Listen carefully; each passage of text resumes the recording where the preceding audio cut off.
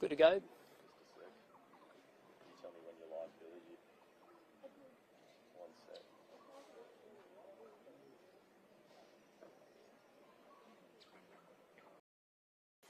No worries.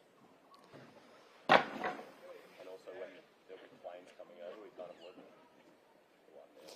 Morning, everybody. Far North Queensland is on its knees and they really need our help at the moment. Moments ago I received a briefing from Major General Elwood, the head of the Reconstruction Authority. I'm very grateful for his time, and I know that there will be subsequent briefings coming out of the Disaster Management Centre, and Bree and I will be going in shortly to get a briefing from Cairns Mayor Terry James. But just to make a couple of overall points, in the case of Cairns, very good news on the water supply. To have averted what could have been a major crisis is a blessing for everybody. There remains challenges with waste, and I know the council is looking at every opportunity of what to do with that, and we certainly support any efforts to ensure that people are able to clean up as quickly and as efficiently as possible. I've spoken with Mayor Michael Kerr at multiple occasions, and his community is a resilient one, but at the moment road access remains a long way away, and I know there's ferries going into the area which is providing some relief, but to know that there are communities further afield than Port Douglas, the likes of Mossman, but even the surrounding communities like Wonga Beach, we don't know how bad the devastation is there. There's still people who remain cut off and are going to need a hell of a lot of assistance. In the Cook Shire, the airstrip is reopened, and I know Mayor Peter Scott has been working really well with Wudjil Mayor Bradley Creek, and 97 people were evacuated to Cook Shire, and there still remains a number of people who are at Wudjil, and the authorities are very keen to ensure that they do accept the offer to move to Cook. And so that community can rebuild. There is significant damage to property in Wudjil, and it's essential that we get that back up on its feet. We know there's still an elderly gentleman missing, and authorities do hold a grave degree of concern. Many of the shires, the likes of which Mareeba, the Tablelands, there's major issues with roads, and it's there that I want to start the contribution, and that is that we have to mobilise quickly to reconnect these communities. It is a matter of people being able to try to get back to some form of normality, and it's got to be done, and it's got to be done quickly. I'm mindful of some of the disaster assistance which can flow. It needs to flow now. We also need to make sure that some of those things we saw during Cyclone Yasi when it comes to business support happens immediately. There is no time to waste. There is a precedent that exists, and we absolutely have to do all we can to get business back on their feet, to make sure that they can start employing their staff who can get back to work. That is a non-negotiable.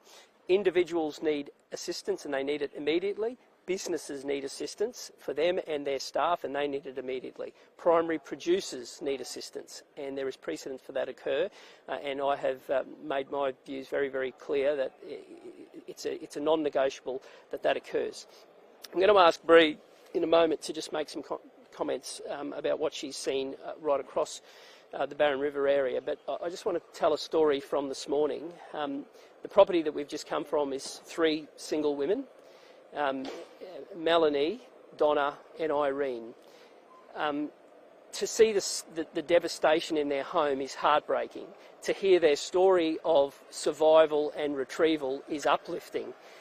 A complete stranger came in a boat and put a ladder down with sunset approaching to take them to safety.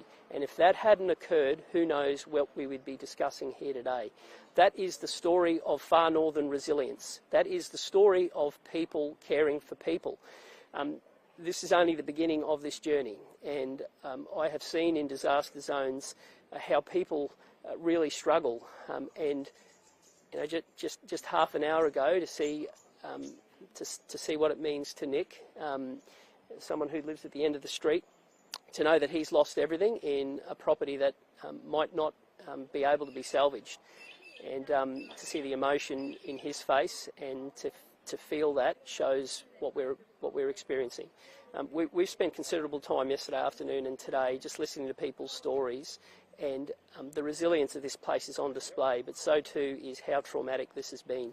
And we are eager to play our part to make sure that the state and the nation don't forget this place as Christmas approaches. It's going to be a really, really dark Christmas for many people here.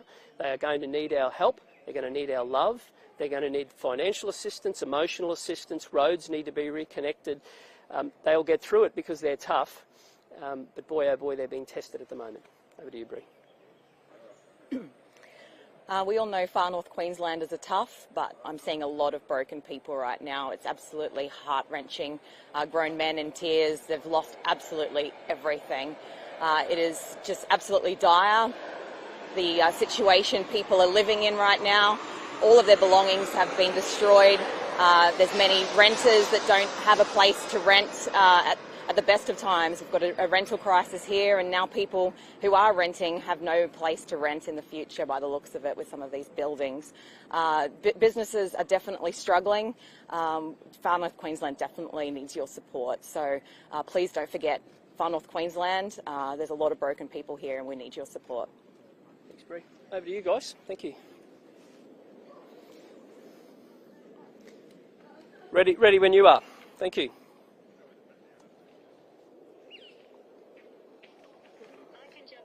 Yeah, no, thanks. No.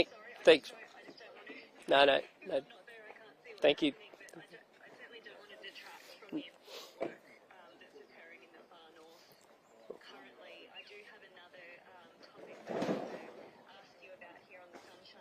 Sure. We're going to be hearing today from tactical crime squad members to discuss an operation that's targeting outlaw motorcycle gang members and their attempts to establish or re-establish chapters on the Sunshine Coast.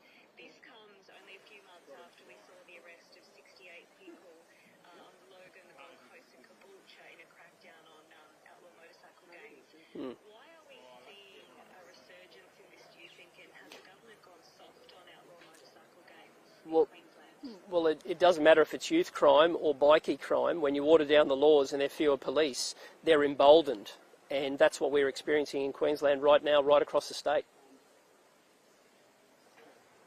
Do you think that enough is being done to, I guess, prevent the re-establishment of outlaw motorcycle gangs? I mean, we know that when Ken Lehman was premier, there's a lot of tough legislation. We know that since some of that in 2016. I mean, has there been enough of a tough stance on outlaw motorcycle gangs in Queensland?